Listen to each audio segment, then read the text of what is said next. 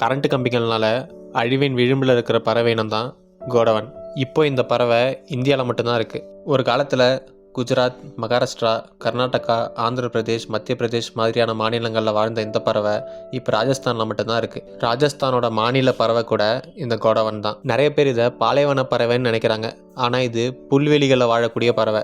இந்த பூமியில் வாழக்கூடிய அதிக எடை கொண்டு பறக்கக்கூடிய பறவைகளில் இதுவும் ஒன்று. சுமார் 18 கிலோ வரைக்கும் இருக்கும். இப்போ இந்த பறவை எண்ணிக்கையில் வெறும் 150க்கும் கம்மியாக தான் இருக்குது. காரணம் கரண்ட் கம்பிங்க.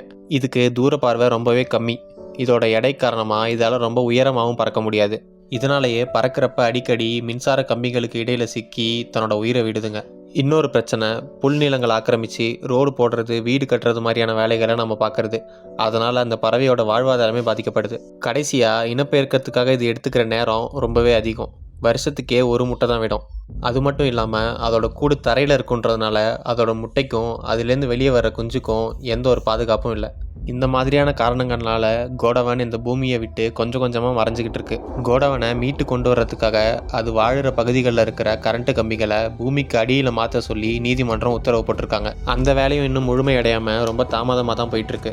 இன்னொரு பக்கம் ப்ரீடிங் ப்ரோக்ராம் மூலமாக முட்டைகளை சேகரித்து செயற்கையாக அதை அடக்காத்து குஞ்சு பொறிக்க வைக்க முயற்சி பண்ணுறாங்க. இந்த பறவை வாழ்ந்துட்டு இருக்க இடங்களை பாதுகாக்கப்பட்ட பகுதின்னு அறிவித்து மனுஷங்களோட நடமாட்டத்தை தடை பண்ணியிருக்காங்க. நம்ம நாட்டில் புலிக்கும் மயிலுக்கும் நம்ம காட்டுற அக்கறையையும் கொடுக்குற கவனத்தையும் 1% கூட இந்த மாதிரி பறவைங்களுக்கு கொடுக்கறதில்ல.